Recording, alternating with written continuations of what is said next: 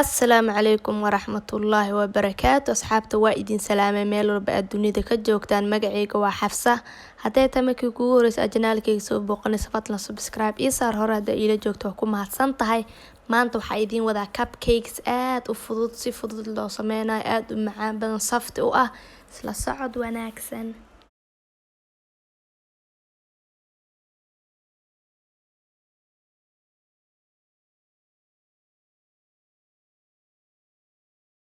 waxaa ka sameyn doonaa 2 xabo oo ukun ah nus koob oo badar ah soo dhalaali ah nus koob sokor ah qaado oo bakin ah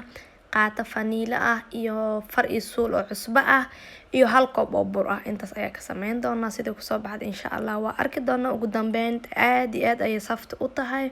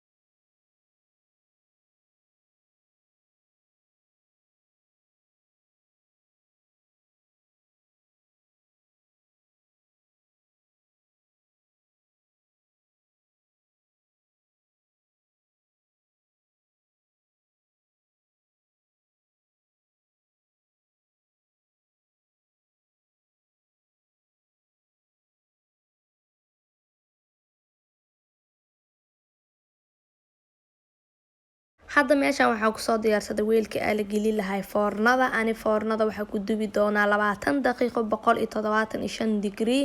inkastay ku xiran tahay foornada aa haysatid marka aad soo dhameeyo insha Allah foornada ka soo baxda waa arki doonaa sida ku soo baxdo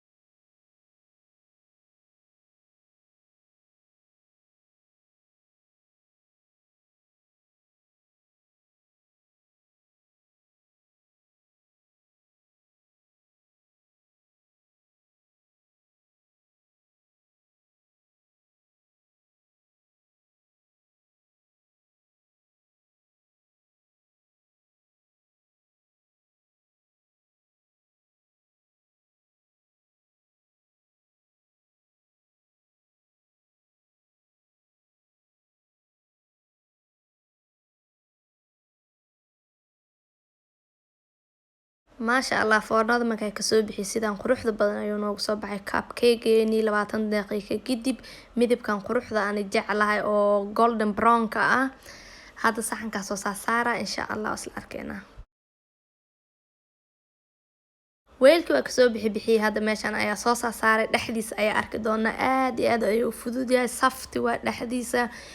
halaha sameynaya hadaa sameysid 12 xabo ku noqonaysa koobka burka ah 12 xabo noqonay 2 xabo ukunta ah inaba caadi ma ahan casri ahaan oo isticmaali kartaa waqti walba cuni kartaa disaar ahaan xitaa oo cuni kartaa inaba caadi ma aha fadlan haduu video ku cajabi laag noo saar hadaa qabti comment noogu soo qor asxaabtaada la wadaag assalaamu calaykum waraxmatullaahi wabarakaatuh